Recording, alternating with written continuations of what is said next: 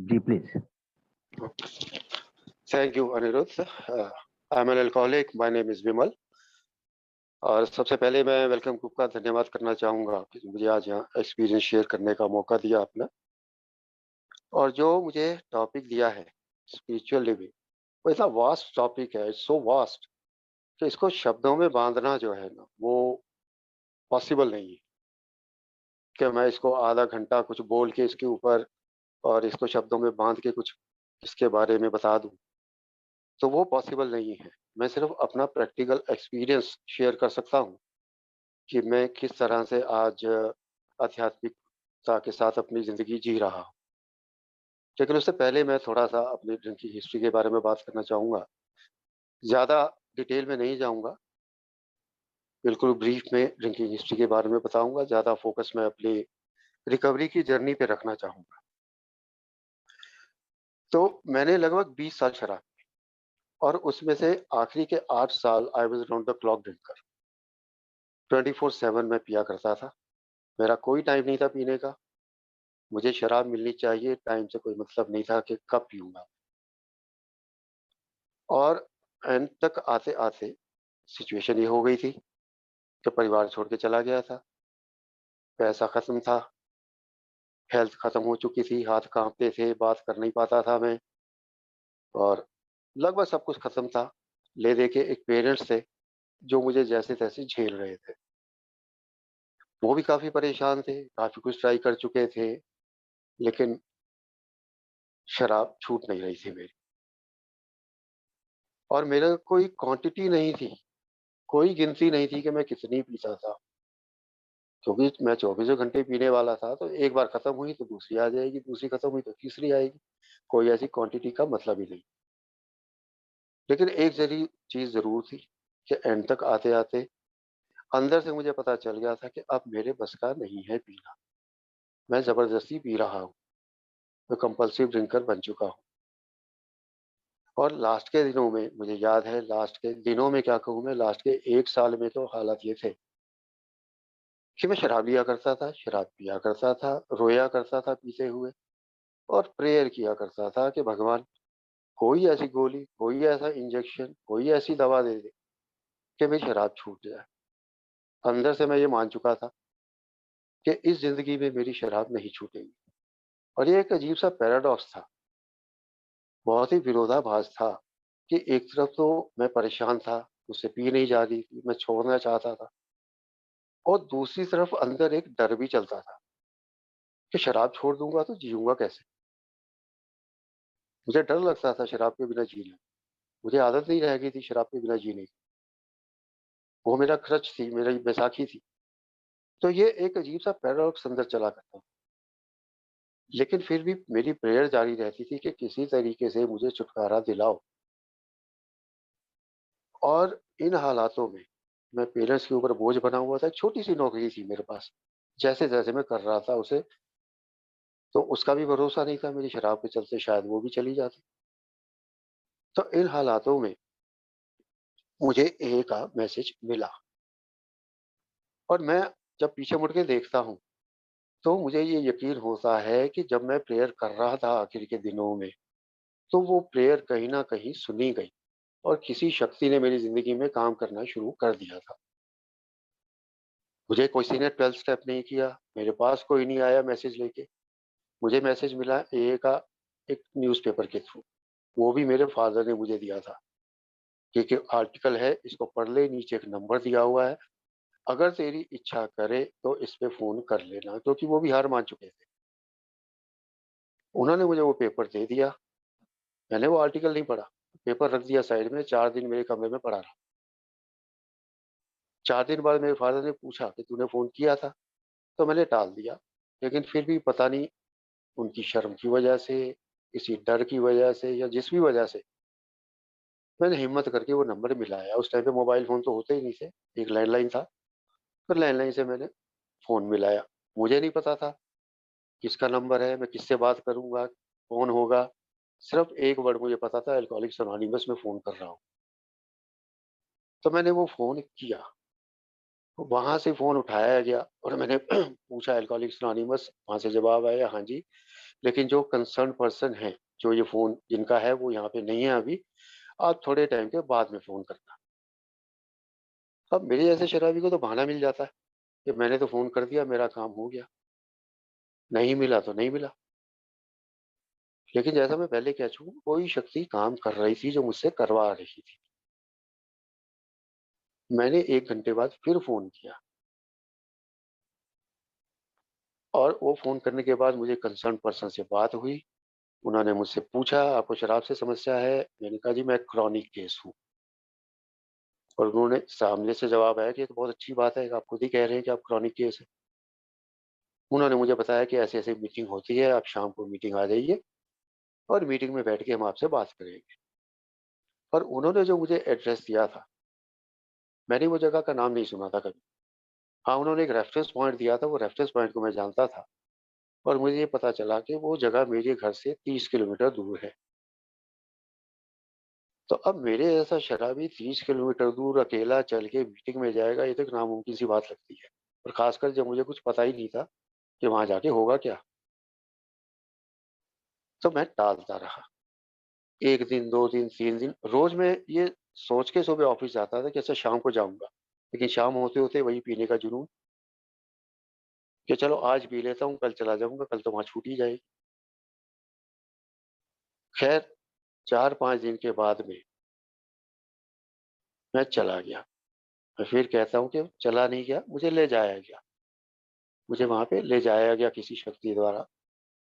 मैं ढूँढता-ढाँड़ता जैसे-तैसे बस पे सवार होके वहाँ पहुँचा, जगह ढूँढी, वो चर्च के छोटे से कमरे में मैं पहुँच गया और वहाँ पहुँचकर जैसा मेरा स्वागत हुआ, हाँ जी, आइए, बैठिए और मेरे लिए शेयरिंग की गई।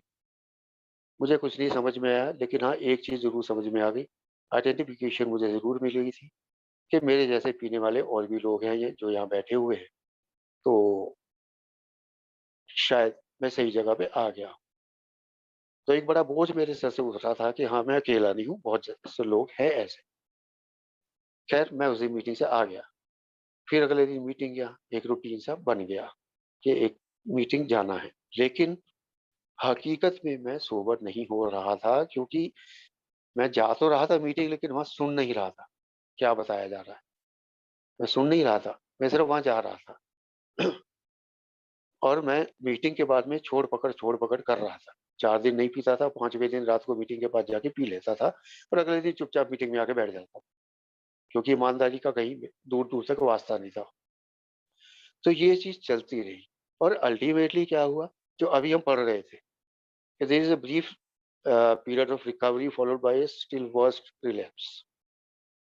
तो वही हुआ जो होना था कि मैं 1.5 महीने तक ये छोड़-पकड़ करता रहा और 1.5 महीने के बाद में स्टिल वर्स्ट रिलैप्स कि 10 दिन का बिंज लगातार मैंने 10 दिन पी, सुबह-शाम पी, दोपहर-रात पी और अपनी हालत खराब कर ली, अपनी ऐसी-तैसी मैंने करवाई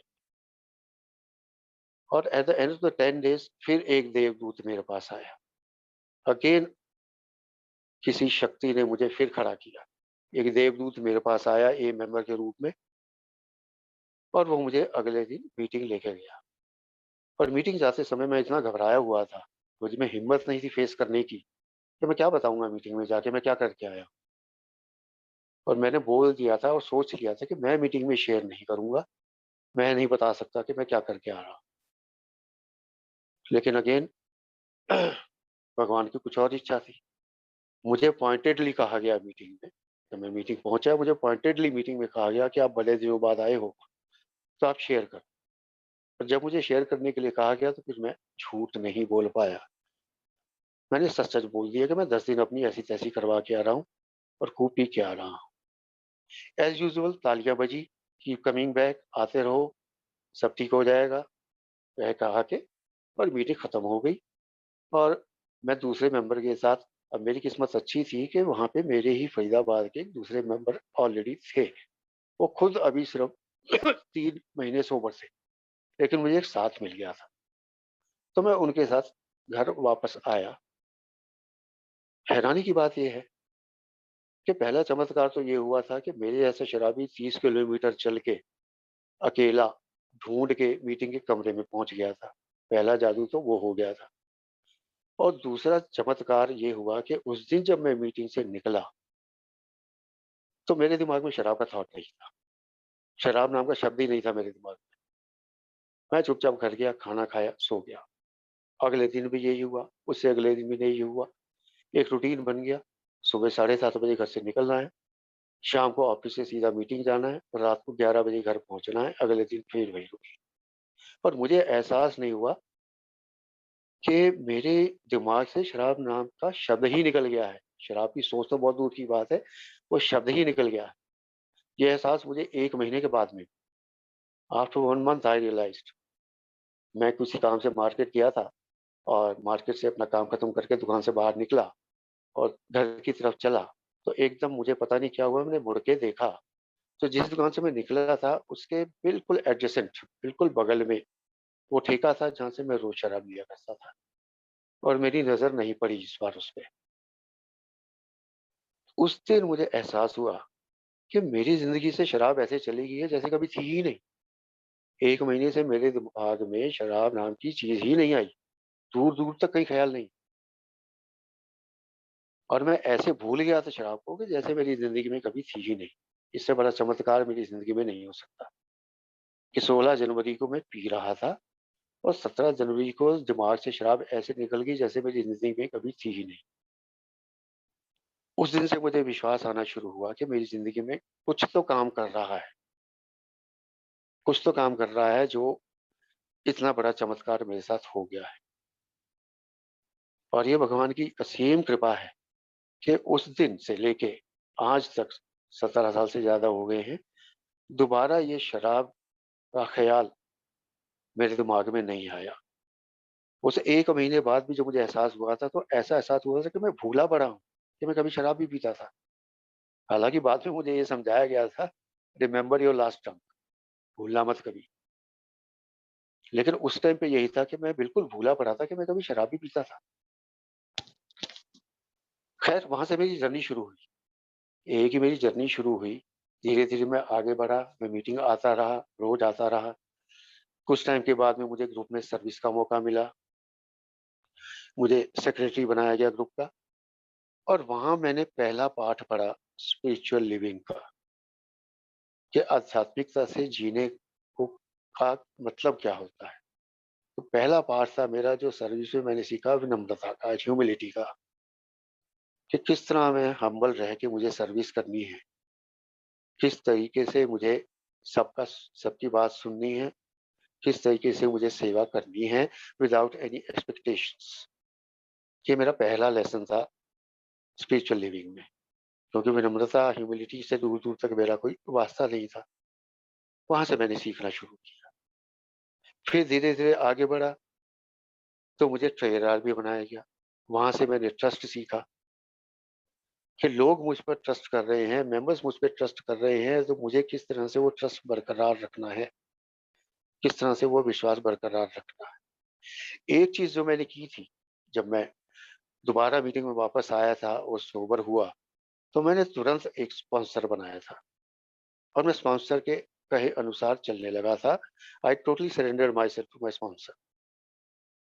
आई नेवर क्वेश्चन माय स्पॉन्सर। मैंने कभी अपने स्पॉन्सर से सवाल नहीं किया कि ऐसा क्यों कह रहे हो, वैसा क्यों कह रहे हो, ऐसा करने से क्या होगा, वैसा करने से क्या होगा।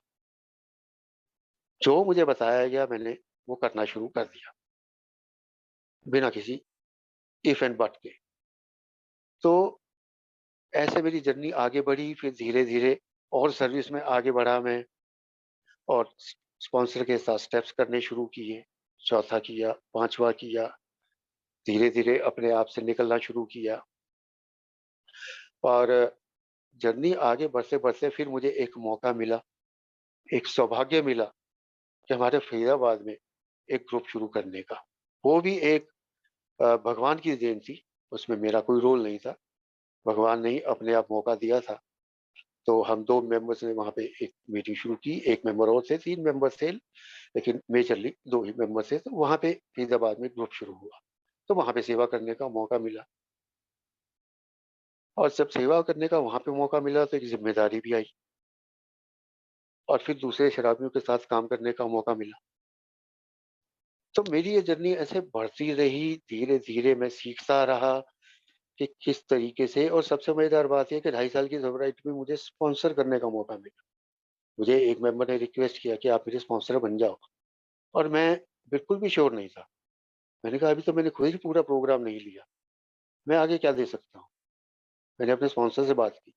स्पॉन्सर ने कहा कि आपके पास जितना आपके पास है उतना तो आगे बढ़ाओ, अपने पास क्यों रखते हो? आप आगे बढ़ते जाओ, साथ-साथ उसे हाथ पकड़ के आगे बढ़ाते जाओ। तो मैंने वो भी किया, जो मुझे मौके मिलते रहे। इन सब के दौरान एक चीज़ पक्की थी मेरे अंदर कि मेरे अंदर ये पूरा विश्वास था कि मेरी ज़िंदगी में भगवान काम कर रहा है। मुझे इसमें कोई दिक्कत नहीं हुई, ये मानने में कि मेरी हायर पावर है कोई, जो मेरी ज़िंदगी में काम कर रही है, जो मुझे चला रही है। और ऐसे करते-करते 5 साल का सफ़र मेरा पूरा हुआ सोब्राइटी का। लेकिन 5 साल के सफ़र में एक चीज़ मैंने महसूस की कि हालाँकि मैं स्टेप्स भी कर रहा था, मीटिंग्स भी जा रहा था और फेलोशिप भी कर रहा था, सब कुछ कर रहा था, लेकिन मैं अभी भी पूरी तरह से खुल नहीं पा रहा था। मैं अपने आप से बाहर नहीं निकल पा रहा था, मैं संबंध नहीं बना पा रहा था। मेरे लिए रिलेशन बनाना अभी भी बड़ा मुश्किल था। मैं ज़्यादा खुल नहीं पाता था, ज़्यादा अपने आप को ओपन नहीं कर पाता था। लेकिन वो 5 साल के बाद मैं फिर उसी गलतफ़हमी का शिकार हो गया, जो अक्सर कमरों में देखी जाती है कि अब 5 साल हो गए, सोब्राइटी मेरी पक्की हो गई, मीटिंग्स हो गई काफ़ी, अब थोड़ा ज़िंदगी पे ध्यान दिया जाए, थोड़ा ज़िंदगी को और आगे ठीक-ठाक किया जाए। एक अच्छी-सी नौकरी मिल गई थी, तो मैं उसमें बिज़ी हो गया। दिल्ली में नौकरी थी, फरीदाबाद से रोज़ जाना हो रहा था, मेरे पास एक एक्सक्यूज़ हो गया कि मेरे पास टाइम नहीं होता मीटिंग जाने का। सुबह निकलता हूँ 7 बजे, रात को 8-9 बजे घर वापस पहुँचता हूँ, थक जाता हूँ, मीटिंग जाने का टाइम नहीं होता। तो एक एक्सक्यूज़ मुझे मिल गया और उस एक्सक्यूज़ के सहारे मैं मीटिंग से दूर हो गया, स्पॉन्सर से दूर हो गया, प्रोग्राम से दूर हो गया, हर चीज़ से दूर हो गया। जाता था बहुत कभी-कभी, साल में 1 बार किसी बर्थडे पे, किसी सेलिब्रेशन पे चला जाता था, नहीं तो मैं मीटिंग जाता ही नहीं था। फेलो मेंबर से बात नहीं होती थी और ऐसे करते-करते 3 साल निकल गए और at the end of those 3 years, उन 3 साल के आखिर में मेरी हालत थी वही जो 8 साल पहले जब मैं एए में आया था। मेरा सब कुछ छूट गया था, सिर्फ़ एक चीज़ नहीं छूटी थी इन 3 सालों में और वो थी प्रेयर। प्रेयर मैं बदस्तूर कर रहा था, लगातार करता रहता था, प्रेयर मेरी कभी नहीं छूटी। लेकिन 3 साल के आखिर में मैं वही इरिटेबल, रेस्टलेस, डिसकंटेंट था, सेल्फ पिटी में डूबा हुआ, रोता रहता था, मेरे के साथ क्यों हो रहा है ऐसा? मेरे साथ क्यों हो रहा है ऐसा? फिर मेरी उच्च शक्ति ने मेरा हाथ पकड़ा, मुझे वापस पहुँचा दिया कमरे में दोबारा। उन 3 सालों में सब कुछ हुआ, सिर्फ़ एक ही चीज़ नहीं हुई कि शराब नहीं पी और वो इसीलिए क्योंकि वो चमत्कार मेरे साथ हो चुका था, मेरे दिमाग से शराब निकल चुकी थी। कभी इच्छा नहीं हुई पीने की, लेकिन वो रोना-धोना जारी था। तो ख़ैर मैं फिर वापस कमरे में पहुँचा और इस बार मैंने वो शुरू किया जिसे मैं कहता हूँ अपनी सेकंड इनिंग्स एए में। I term it as my second innings in AA. तो मैंने एए में अपनी दूसरी इनिंग्स शुरू की। फिर शुरुआत से मैंने एक नई चीज़ शुरू की। मैंने ये देखा कि मैंने पहला और दूसरा कदम तो अच्छे से ले लिया था। मान लिया था सब कुछ कि पावरलेस हूँ, ज़िंदगी अस्त-व्यस्त है, पर एक उच्च शक्ति मुझे ठीक कर सकती है। लेकिन कमी थी मेरी तीसरे कदम में, जहाँ मैं अपनी मर्ज़ी चला रहा था। मैंने कहने को तो कह दिया कि I made a decision to turn my life and my will over to the care of my God, लेकिन असल में ऐसा था ही नहीं। ऐसा होता तो मैं 3 साल अपनी मर्ज़ी नहीं चलाता। तो मैंने वो तीसरा कदम दोबारा लिया। दोबारा से एक रिज़ॉल्व लिया, दोबारा से अपनी लाइफ़ और अपनी विल को अपनी समझ के ईश्वर को सौंपने का निर्णय किया और मैंने तीसरे कदम को बहुत ध्यान से पढ़ा और जब मैंने उस तीसरे कदम को बड़े ध्यान से पढ़ा, वहाँ से मेरी एक्चुअल स्पिरिचुअल लाइफ़ शुरू हुई। जब मैंने तीसरे कदम में ये पढ़ा कि he is my employer, I am his employee, वो मेरा मालिक है, मैं उसका नौकर हूँ।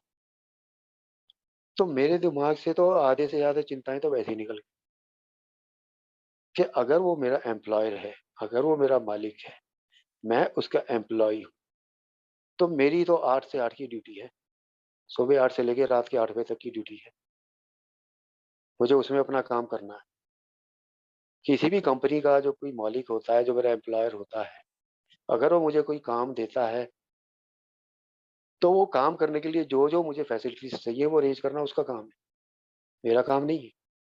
मेरा काम तो वो काम पूरा करना है जो उसने मुझे दिया है। तो मैं निश्चिंत हो गया, मुझे जो काम दिया गया है अगर वो मुझे पूरा करवाना है, तो वो मेरी हायर पावर का काम है, उसके लिए जो-जो मुझे चाहिए वो प्रोवाइड करेगा। मुझे फाइनेंसिस की चिंता करने की ज़रूरत नहीं। वो एम्प्लॉयर की सिरदर्दी होती है कि काम चलाना है तो फाइनेंस कैसे अरेंज करना, प्लानिंग क्या करनी है, वो उसकी सिरदर्दी है। मेरी सिरदर्दी इतनी है कि मुझे अपनी सुबह 8 से लेके रात 8 बजे तक की ड्यूटी में जो-जो काम मुझे दिए जाते हैं, मुझे वो करने हैं और मैं वही करता हूँ। I keep it very simple. सुबह टाइम से उठ जाता हूँ, टाइम से तैयार हो जाता हूँ, टाइम से अपना काम शुरू कर देता हूँ। मैं घर से काम करता हूँ, तो मैं टाइम से अपना काम शुरू कर देता हूँ। घर के जो काम करने हैं, वो मैं कर लेता हूँ। अगर सोसाइटी में कोई मेरे लिए काम है, मैं वो कर देता हूँ, मीटिंग कर लेता हूँ, स्पॉन्सर से बात कर लेता हूँ। तो ये जो मेरी 8 से 8 की ड्यूटी है, मैं ये पूरी कर लेता हूँ, उसके अलावा मैं चिंता नहीं करता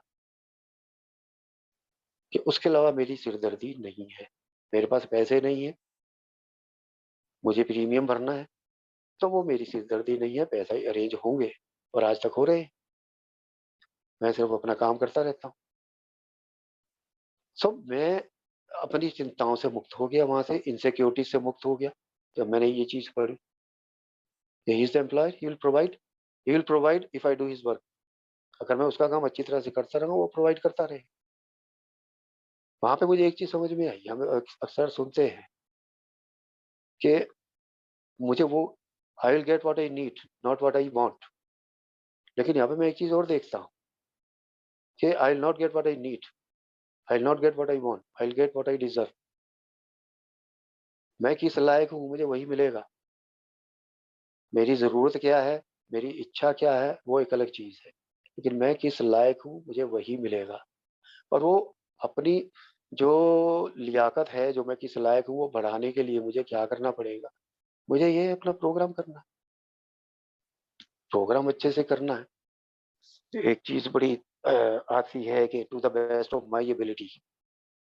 तो मैंने ये देखा है कि जब मैंने शुरू किया था प्रोग्राम प्रैक्टिस करना, वो प्रैक्टिस करने की मेरी एबिलिटी कुछ और थी। देखिए, जैसे-जैसे मैं आगे बढ़ता जा रहा हूँ, बीमारी मेरी बढ़ रही है, तो वो प्रोग्राम प्रैक्टिस करने की मेरी कैपेसिटी, मेरी एबिलिटी भी बढ़नी चाहिए। और वो बढ़ेगी कैसे? वो बढ़ेगी ऐसे ही प्रैक्टिस कर के। जहाँ मैं प्रैक्टिस छोड़ देता हूँ, प्रोग्राम प्रैक्टिस करना छोड़ देता हूँ, तो मुझे तो क्लियर बताया गया था कि मेरी बैकस्लाइड शुरू हो जाएगी इमीडिएटली, और वो मैंने देख लिया था 3 साल कि for me status quo is only for today, not for tomorrow. आज के लिए ही है, कल मुझे फिर प्रोग्रेस करनी है। तो ये चीज़ें जब मुझे समझ में आनी शुरू हुई, तो मैंने उस हिसाब से जीना शुरू किया। मेरे स्टेप वर्क रुक गया था। जब मैंने प्रोग्राम से दूर हो गया था, तो मैंने 5वें स्टेप पे आके ब्रेक लग गई थी। तो मैंने फिर छठा, 7वाँ, 8वाँ, 9वाँ, 10वाँ करने शुरू किए और उनको समझना शुरू किया। जब मैंने छठा, 7वाँ किया, अपने कैरेक्टर डिफेक्ट्स पे काम किया, तो मुझे एक चीज़ समझ में आई कि मैं उनको पकड़ के नहीं रख सकता। मुझे देना ही पड़ेगा, लेट गो करना ही पड़ेगा।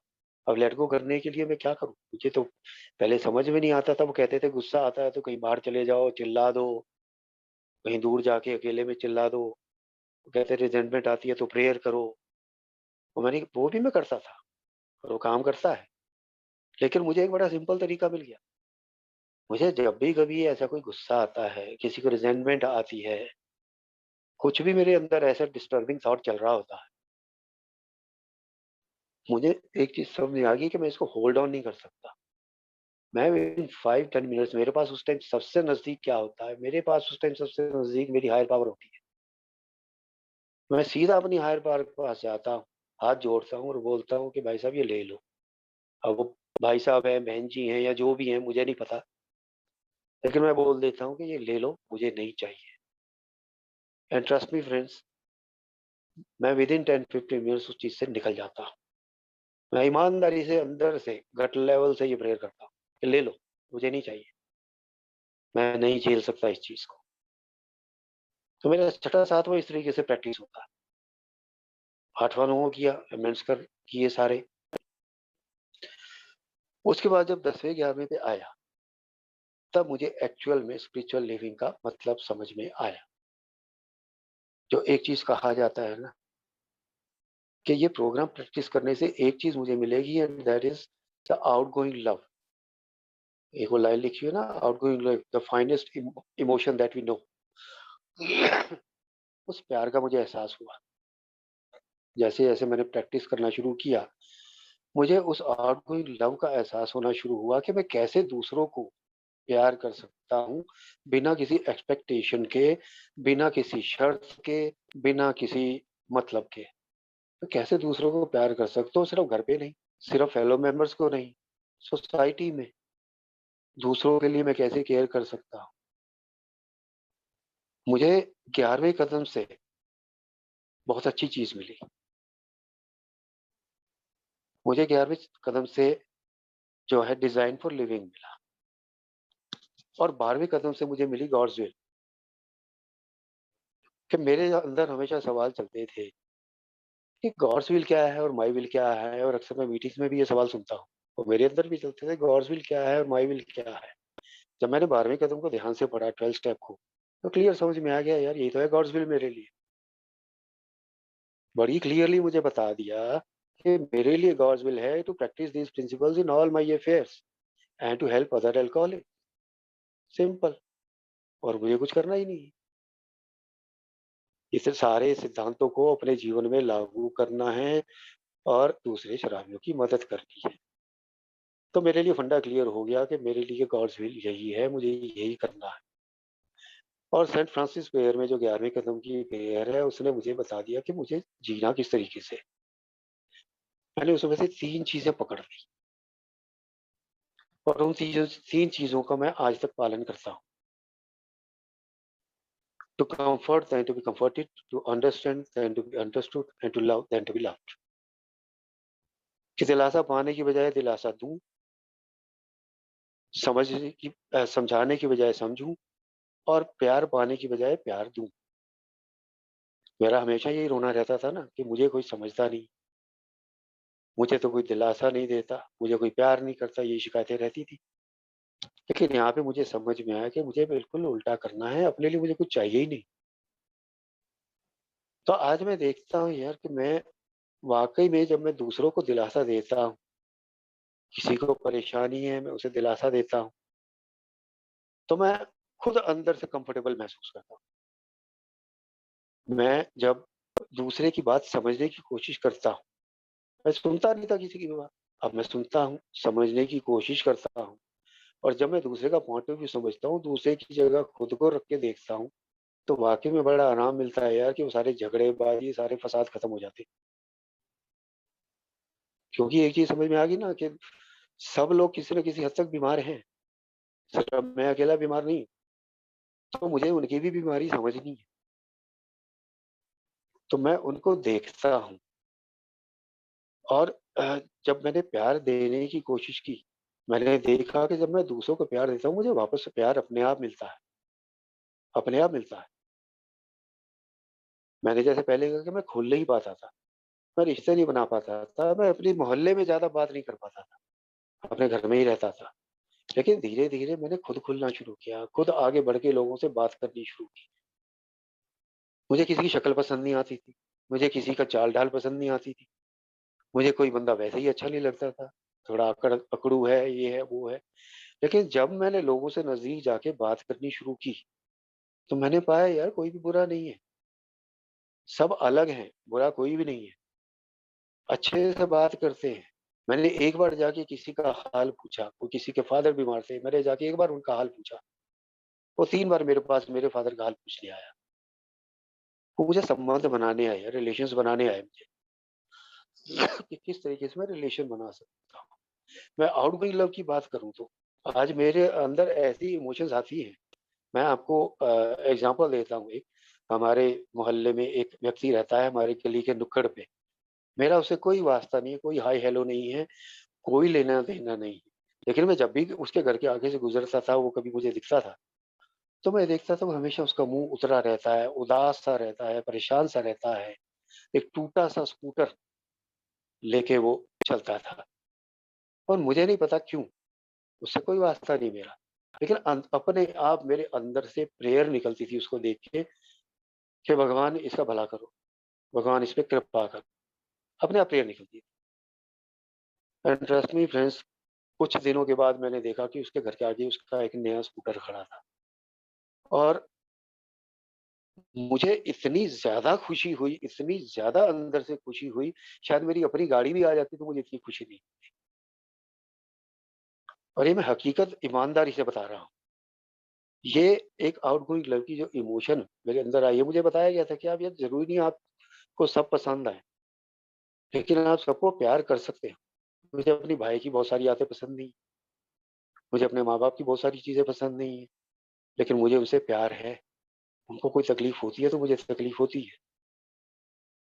वहाँ से मैंने समझा यार कि ज़रूरी नहीं है मैं सबको जो है पसंद करूँ, लेकिन मैं सबको प्यार ज़रूर कर सकता हूँ। तो आज मैं ये देखता हूँ यार, गली के कुत्ते जिनको मैं धुतकारा करता था, मुझे बड़ा गुस्सा आता था, भौंकते थे, चिल्लाते थे। आज मैं प्यार करता हूँ तो वो मेरे पास आते। तो ये चीज़ जो है मैंने प्रैक्टिस कर के सीखी है, प्रोग्राम को प्रैक्टिस कर के सीखी है। ये समझ के सीखी है कि ये जो मुझे कदम बताए गए हैं, ये सिर्फ़ मुझे पढ़ने के लिए नहीं है, ये भी सिर्फ़ समझने के लिए नहीं है। एक्चुअल में इनको कैसे प्रैक्टिस करना है, प्रैक्टिकल एक्सपीरियंस कि मुझे लोगों के साथ ही बर्ताव करना है।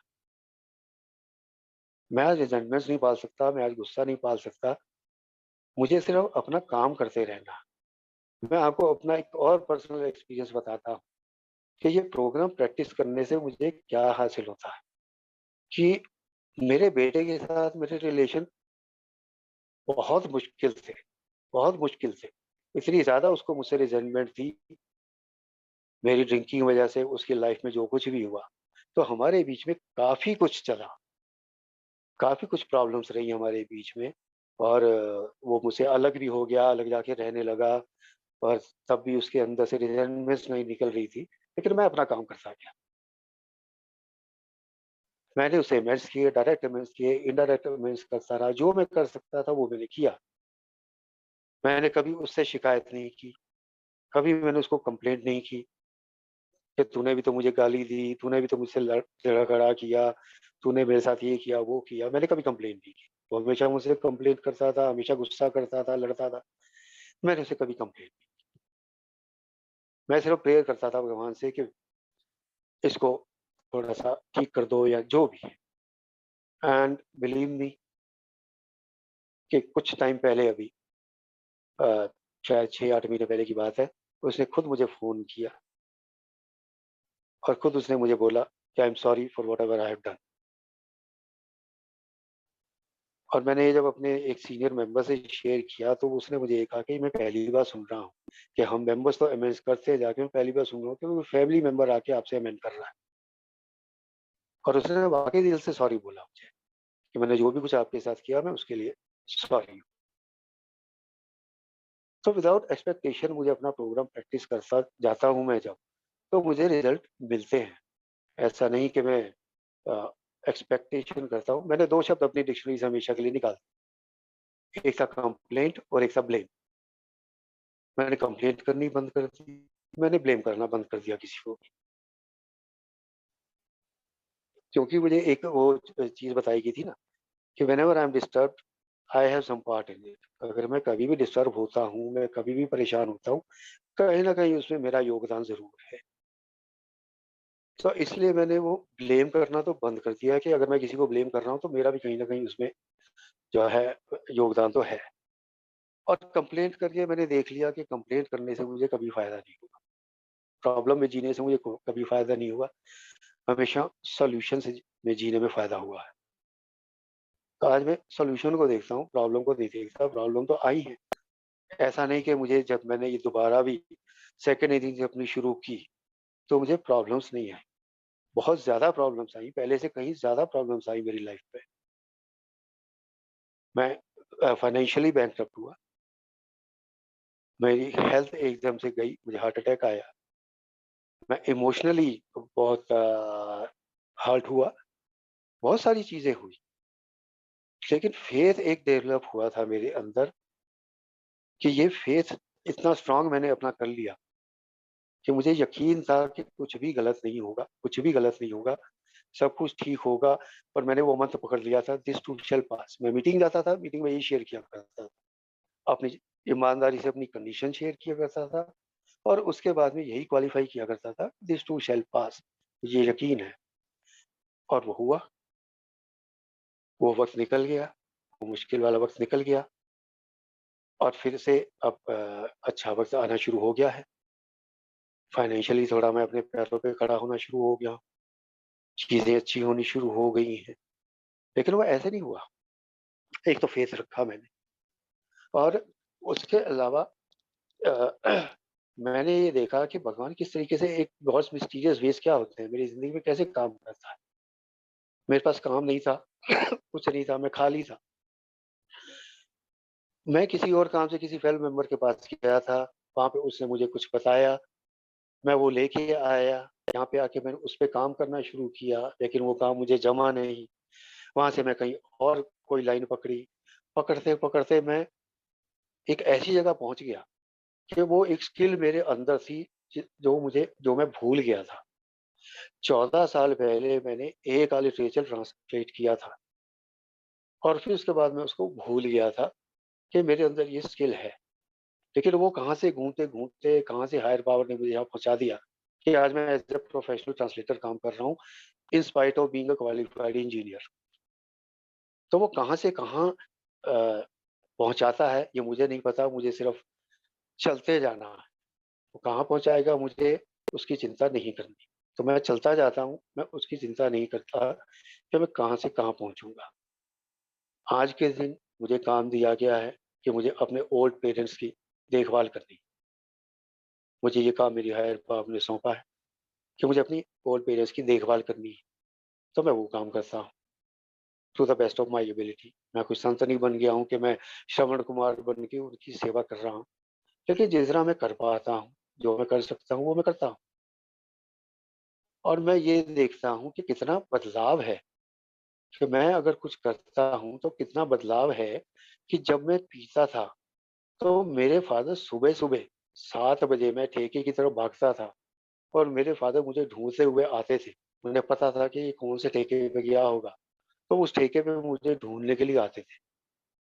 और आज स्थिति ये है कि मैं पीछे कन्वेंशन में गया था, ये अभी कोई 4-5 महीने पहले कन्वेंशन में गया था और रात को मैं 11 बजे पहुँचा। मेरे 87 इयर्स के फ़ादर हैं और वो 9 बजे सो जाया करते हैं। मैं रात को 11 बजे घर पहुँचा था और वो दरवाज़े पे खड़े थे और देख रहे थे, मेरा इंतज़ार कर रहे थे और मैं घर पहुँचा हूँ, तो वो बड़े खुश हुए। मैंने कहा, "आप सोए नहीं?" बोले, "अब मैं सोऊँगा।" So that is the difference कि मैं प्यार देता हूँ, तो मुझसे दुगना-तिगना प्यार मुझे मिलता है। तो जैसा मैंने पहले कहा था कि मैं स्पिरिचुअल लाइफ़ को शब्दों में तो नहीं बाँध सकता, लेकिन जो मेरा एक्सपीरियंस है, जिस तरीके से मैं अपनी ज़िंदगी को जी रहा हूँ, वो मैं ज़रूर शेयर कर सकता हूँ। तो वही मैंने आपके सामने शेयर किया, जो मेरा अनुभव है स्पिरिचुअल लाइफ़ को जीने का, वही मैंने आपके सामने शेयर किया। और मैं एक बार फिर से वेलकम का धन्यवाद करना चाहूँगा, मुझे यहाँ अपना अनुभव शेयर करने का मौका दिया। Thank you very much. Thank you Anirudh, thanks for letting me share.